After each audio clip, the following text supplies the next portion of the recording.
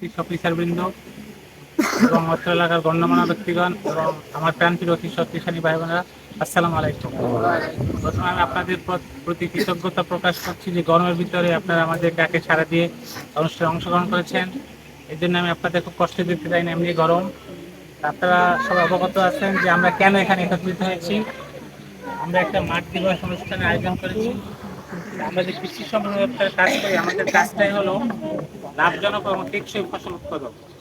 এটা আমাদের মিশন, লাভজনক এবং টেকসই ফসল উৎপাদন। এটা করার জন্য আমরা বিজ্ঞানের যে আধুনিক প্রযুক্তি বের করে এটা কৃষকদের মাঝে ছড়িয়ে দিয়ে থাকি। আমরা কোনো প্রদর্শনী বাস্তবায়ন করে ওখানে সাইনবোর্ড দিয়ে আপনারা দেখতে পান। এভাবে করে থাকি, আমরা প্রশিক্ষণের মাধ্যমে ছড়িয়ে দিয়ে থাকি। আজকে যে আপনাদের যেমন অনেক কৃষক আসছে, আজকে যে আমরা যে প্রযুক্তি সম্পর্কে বলতে চাচ্ছি, আমাদের তো অনেক হাজার হাজার প্রযুক্তি আছে। আজকে শুধু একটা প্রযুক্তি নিয়ে আমরা আসছি, সেটা হলো হাইব্রিড ভুট্টা চাষ। হাইব্রিড ভুট্টা চাষ এখানে যে আমাদের কৃষক ভাই অন্নপূর্ণা জাতের চাষ করেছিল, কিন্তু বিঘায় 33 মণ ফলন পেয়েছে। ফলন ভালো হয়েছে এবং আমি তাকে জিজ্ঞেস করেছিলাম আপনার বিক্রি করতে কোনো সমস্যা হচ্ছে? বলছে না, আমি 1200 টাকা মণ বিক্রি করতে পারতেছি। 33 মানে উনি প্রায় 40,000 টাকা কিন্তু উনি বিক্রি করতে পারছে। ওনার খরচ কত হয়েছে আমি জানি না, 15-20 হাজার বেশি দিচ্ছে। 15,000 হোক, তাতে কিন্তু 40,000 কিন্তু উনি পাচ্ছে। আমি 33 শতকে হিসাব করলাম আর উনি 50 শতকে মনে করছে। তাহলে ভুট্টা একটা লাভজনক ফসল, যদিও আমাদের একটু 5 মাস সময় লাগে। এই জন্য আমাদের হাইব্রিড জাত আছে। এছাড়া আমাদের যে বাংলাদেশ কৃষি গবেষণা ইনস্টিটিউট, তারাও হাইব্রিড জাত বের করেছে। বাড়ি হাইব্রিড ভুট্টা 8, বাড়ি হাইব্রিড ভুট্টা 9, বাড়ি হাইব্রিড ভুট্টা 10, এগুলো আপনারা চাষ করতে পারেন। চাষ করার সময় আপনাদের একটু সারি করে লাগাতে হয়। 75 সেন্টিমিটার, এক হাত সমান 45 সেন্টিমিটার। আমাদের এক হাতে 45 সেন্টিমিটার, এরকম 75 সেন্টিমিটার সারি থেকে সারি করতে হবে। আর গাছ থেকে গাছ করতে হবে 25 সেন্টিমিটার, এভাবে লাগাতে হবে। আর ভুট্টা চাষে আরেকটা সুবিধা আছে, ভুট্টা হওয়ার আগে যে আপনার সময় পান, ওখানে আন্ত ফসল করা যায়। কোনো শাকসবজি করা যেতে পারে সহজেই। শাকসবজি উঠে যায়, তখন আবার ভুট্টা দাঁড়ায় যায়। আমি কি বুঝাতে পারছি আপনারে? এই জমি, একই জমিতে আপনি ভুট্টা চাষ করলে মাঝখানে আপনি শাকসবজি করতে পারেন, পালং শাক করতে পারেন, লাল শাক, পালং শাক, বিকাঞ্চল, লাল শাক করতে পারেন। এইটা কিন্তু আপনার কিছুটা এই সারের খরচ বা অন্য খরচ অনেক উঠে যাবে। যদি আমাদের ভুট্টা চাষ করতে একটু সার বেশি লাগে, তারপর একই জমিতে আমরা ভুট্টা চাষ করার জন্য পরামর্শ দেই না, চেঞ্জ করতে হবে ফসল। সেটা একটু খেয়াল রাখবেন। তাই কৃষি বিভাগ আপনাদের পাশে আছে। আমরা যে সরকার যে আমাদের কৃষি প্রণোদনার ব্যবস্থা করে, এছাড়া বিভিন্ন প্রকল্পের মাধ্যমে প্রদর্শনীর ব্যবস্থা করে, তা আমরা এরকম দেওয়ার সুযোগ আছে। এই জন্য আপনারা সমস্ত উপসহকারী কৃষি অফিসার আছে, এনার সাথে যোগাযোগ রাখবেন, মোবাইল নাম্বারটা রাখবেন, তাহলে আমরা সে প্রদর্শনী দিতে পারবে। আজকে যেমন গ্রীষ্মকালীন টমেটো চাষের উপর আমাদের একটা উপজেলা প্রশিক্ষণ হয়েছে। এখানে 6 জন লোককে গ্রীষ্মকালীন টমেটো চাষ করানো হবে। প্রয়োজনীয় বীজ সার এটা দেওয়া হবে। এটা তো কাঠামো করে করতে হয়, যে পলিথিন দিয়ে করতে হয়। এখানে আপনারা মনে হয় করছেন, গত বছর করছেন, এখানে করছেন। তা আমরা এটা যাতে চলমান থাকে, কিন্তু আজকের প্রশিক্ষণের ব্যবস্থা করা হয়েছে। এখানে 24 জন কৃষক আমাদের উপজেলা প্রশিক্ষণ পেয়েছে। আশা করি তারাও গ্রীষ্মকালীন টমেটো চাষ করবে। আমরা চাই লাভজনক ফসলের উৎপাদন। এখন আগের দিনের মতো কৃষি নাই।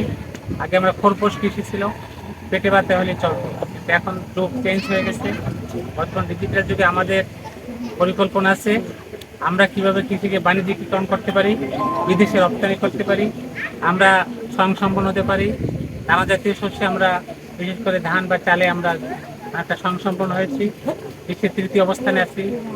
কিন্তু অন্যান্য কিছু কিছু ফসলে আমরা পিছিয়ে আছি। সেই ফসলগুলো চাষের জন্য আমরা কৃষকদের উদ্বুদ্ধ করছি। আর একটা ব্যাপার আমরা বলতে চাই অনুষ্ঠানে, আপনি যে কোনো ফসল চাষের জন্য আপনাদের সুষমত সার ব্যবহার করতে হয়। এই জন্য আপনাদের ডিজিটাল, অনেকেরই এখন স্মার্টফোন আছে, স্মার্টফোন থেকে আপনারা খামারি নামে একটা অ্যাপস ডাউনলোড করে নেবেন। প্লে স্টোর থেকে খামারি অ্যাপস, মনে থাকবে খামারি, মনে থাকবে খামারি। ওইখানে প্লে স্টোর থেকে খামারি অ্যাপস ডাউনলোড করবেন। ওইখানে আপনি উপজেলার নাম লিখবেন, আপনার গ্রামের নাম লিখবেন, আপনি কি ফসল করতে চান, সারের মাত্রা সব লেখা এসে যাবে, তখন আপনি ওইটা প্রয়োগ করতে পারেন। এছাড়া কৃষি বিভাগ তো পাশে আছি। একটা জিনিস খেয়াল করতে হবে, আমাদের মাটির স্বাস্থ্য রক্ষার জন্য আমাদের কাজ করতে হবে। মাটির উর্বরতা শক্তি দিন দিন কমে যাচ্ছে। এই জন্য মাটিতে অবশ্যই জৈব সার ব্যবহার করতে হবে। বিশেষ করে আপনারা ধনসেচ চাষ করতে পারেন। সামনে এখন এই মৌসুম ধনঞ্জা চাষ করা 2 মাস বয়স হলে ধনঞ্জাটা মাটিতে মিশিয়ে দিতে হবে, তখন মাটি অনেক উর্বর শক্তি বৃদ্ধি পাবে। এছাড়া কিছু সার বা খামারজাত সার এগুলো ব্যবহার করতে পারে। আরেকটা জিনিস করতে পারি, আমাদের নিরাপদ খাদ্য উৎপাদন বা ফসল উৎপাদনের দিকে নজর দিতে হবে। আমরা অনেক সময় সাময়িক লাভের জন্য যেসব ফল উৎপাদন করি ওখানে হরমোন স্প্রে করি আগে পাকানোর জন্য বা বড় করার জন্য। এটা কি করা ঠিক? এটা কি করা ঠিক না? এটা তো মানুষরাই খাবে, তাহলে কঠিন কঠিন রোগে আক্রান্ত হবে না। আর নির্বিচারে কীটনাশক ব্যবহার করা যাবে না। হরমোন প্রয়োগ করে আপনি একটু ওটা পাকালেন, আগে পাকালেন, একটু বড় করলেন, লাস্টে এক সময় ওইটা যখন জানাজানি হয় প্রচুর চাহিদা হয়েছিল এবং উৎপাদন হচ্ছিল, কিন্তু যখন এক শ্রেণীর ব্যবসায়ীরা ওইটাকে স্প্রে করা শুরু করছে তখন কিন্তু কেনা বন্ধ করে দিচ্ছে। তা ক্রেতারা যদি না কেনে, তাহলে কৃষক এই ফসল উৎপাদন করে কি লাভ পাবে? না কেনে সে লসই করবে না। এই ব্যাপারে সচেতন হতে হবে। আর ধর্মীয় দৃষ্টিকোণ থেকে চিন্তা করলে এটা তো অনুচিত, এটা বিচার হবে না। সৃষ্টিকর্তা আমাদের বিচার করবে এসব কাজের জন্য। কৃষিকাজটা তো একটা সম্মানজনক পেশা। আমরা কৃষি বিভাগ আপনাদের সেবা দেওয়ার জন্য প্রস্তুত আছি। সরকার কিন্তু সারে ভর্তুকি দিচ্ছে হাজার হাজার কোটি কোটি টাকা, 46,000 কোটি টাকা গত বছর ভর্তি দিচ্ছে, 46,000 কোটি টাকা, যা দিয়ে আরেকটা পদ্মা সেতু করা যাইতো, পদ্মা বৃদ্ধি হচ্ছে আরেকটা করা যাইতো। এইগুলো কিন্তু সরকার দিচ্ছে কৃষকের উন্নয়নের জন্য। এর জন্য আপনারা সুষমতার সার ব্যবহার করবেন।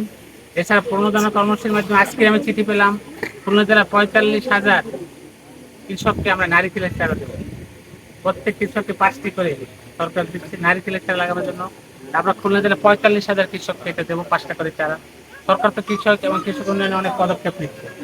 আপনাদের এই সুযোগটা নিতে হবে, সৎ ব্যবহার করতে হবে, অপচয় করা যাবে না। আমি কি বুঝাতে পারলাম? আজকের আমি ধন্যবাদ জানাচ্ছি আরো 2জন কৃষক, যাকে সফল কৃষক তাকে আমরা পুরস্কৃত করব। একজন হলো জনাব মলয় ঘোষ এবং একজন হলো জনাব মোহাম্মদ আব্দুর রাজ্জাক মুন্সি। একজন ভুট্টা চাষ করে সফল হয়েছেন, আর একজন গ্রীষ্মকালীন টমেটো প্রদর্শনী বাস্তবায়ন করে সফল হয়েছে। ওনাদেরকে আমরা পুরস্কৃত করবো। তা আমি আজকে আপনাদের আজ আমাদের অনুষ্ঠানে উপস্থিত হয়েছেন, সবার সর্বাঙ্গীন মঙ্গল কামনা করছি। সবাই ভালো থাকুন, সুস্থ সুন্দর থাকুন। অর্থ ইউনিয়ন চেয়ারম্যান মহোদয়কে